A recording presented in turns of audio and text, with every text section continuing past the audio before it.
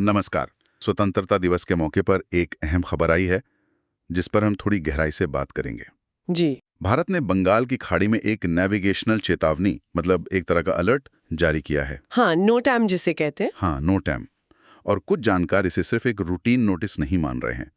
उनका कहना है कि ये अमेरिका और यूरोप के लिए भी एक अहम मतलब रणनीतिक संकेत हो सकता है। अच्छा। हुआ यह है कि भारत ने पहले करीब 2500 किलोमीटर के समुद्री इलाके के लिए ये नो टाइम जारी किया, लेकिन फिर कुछ ही घंटों में अचानक इसे बढ़ाकर लगभग 4800 किलोमीटर कर दिया गया। 4800? ये तो काफी ज्यादा है। हाँ, और यही बदलाव सबका ध्यान खींच रहा है।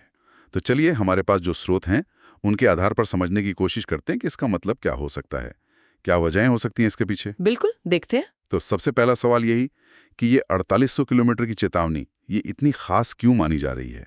ऐसी चेतावनियां तो होती रहती है ना। हाँ, होती तो है, लेकिन यह दिलचस्प बात यह है जो स्रोत बता रहे हैं कि भारत जब मिसाइल टेस्ट करता है जी। तो जो नोटम की दूरी होती है वो मिसाइल की असल रेंज का मतलब उसकी मारक क्षमता का करीब 50 से 60% ही होती है। ओह अच्छा, मतलब ये एक पैटर्न है। हाँ, ऐसा एक पैटर्न मतलब देखा गया है कई परीक्षणों में।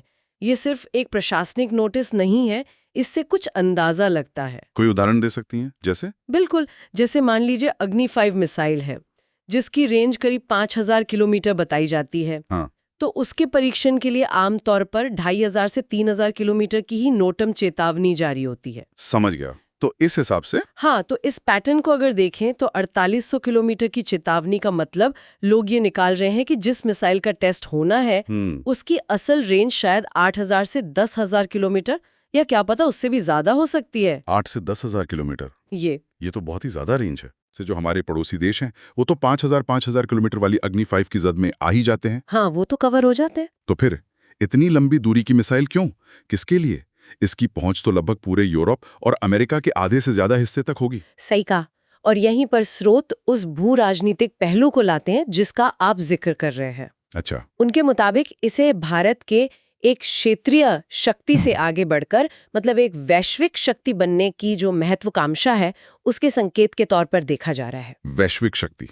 और दिलचस्प बात यह है, स्रोत दावा कर रहे हैं कि इस संभावित परीक्षण से चिंता चीन या पाकिस्तान में उतनी नहीं है। नहीं तो फिर कहाँ? जितनी अमेरिका और यूरोप के कुछ स्ट्रेटेजिक सर्कल्स में बताई जा रही है। अमेरिका और यूरोप में? ये तो बड़ी बात है। हाँ, ये दावा चौंकाने वाला है और हम यहाँ साफ कर दें कि हम सिर्फ स्रोतों में दी गई जानकारी और उनका विश्लेषण बता रहे हैं। हम किसी दावे का समर्थन या विरोध नहीं कर रहे हैं। नहीं, बिल्कुल सही है, जानकारी स्रोतों के हवाले से। तो अगर ये बात है तो फिर ये कौन सी मिसाइल हो सकती है जिसकी क्षमता इतनी जबरदस्त बताई जा रही है? देखिए, अभी सब अटकलें ही हैं जैसा मैंने कहा, लेकिन स्रोतों में दो संभावनाएं मुख्य रूप से सामने आ रही हैं। कौन कौन सी? पहली है सूर्या मिसाइल। इसका जिक्र काफी समय से होता रहा है। हाँ, सूर्या सुना है। कहा जा रहा है कि ये एक इंटरकॉन्टिनेंटल बैलिस्टिक मिसाइल मतलब ICBM होगी जिसकी रेंज 10,000 किलोमीटर से भी ज्यादा हो सकती है। 10,000 किलोमीटर से भी ज्यादा? और इसकी खासियत? बताया जा रहा है कि अपने आखिरी फेज में जब वो टारगेट को हिट करने वाली होती है तब उसकी रफ्तार 16 मैक तक पहुंच सकती है। 16 मैक? यानी आवाज की रफ्तार से 16 गुना तेज? हाँ, बिल्कुल। और साथ ही इसमें MMIRV तकनीक होने की भी बात है। मर्व, वो क्या होता है? मर्व का मतलब है multiple independently targetable re entry vehicle.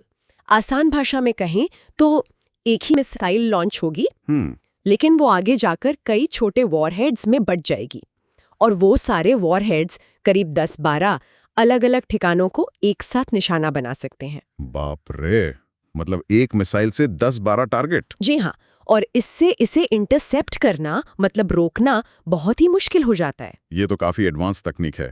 और दूसरी संभावना क्या है?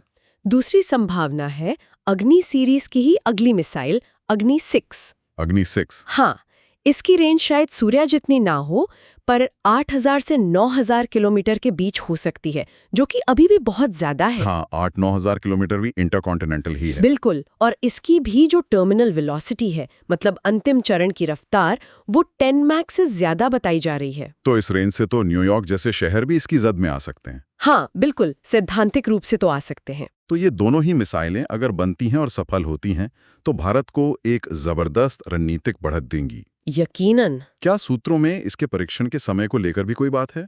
कब हो सकता है ये? हाँ, जो नो टाइम चेतावनी है वो 20 से 21 अगस्त 2025 के बीच की अवधि के लिए है। अच्छा, यानी इसी दौरान? हाँ, तो माना जा रहा है कि परीक्षण इसी विंडो में कभी भी किया जा सकता है। स्रोत ये भी कहते हैं कि भारत इस तरह की इंटरकॉन्टिनेंटल क्षमता पर दशकों से काम कर रहा है। ये कोई अचानक से हुआ डेवलपमेंट नहीं है। सही बात है। और आज के दौर में देखें तो मतलब उत्तर कोरिया जैसे देश भी ऐसी क्षमता का प्रदर्शन कर चुके हैं।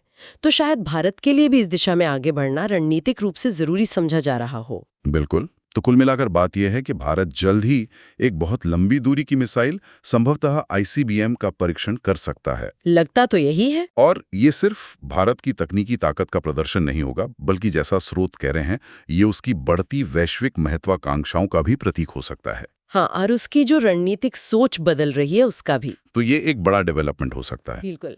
अब देखिए परीक्षण कितना सफल होता है, मिसाइल की असल क्षमता क्या निकलती है, ये सब तो भविष्य में ही पता चलेगा। सही कहा। लेकिन यहाँ एक बड़ा सवाल है सोचने के लिए, जो इन स्रोतों से उभरता है। क्या?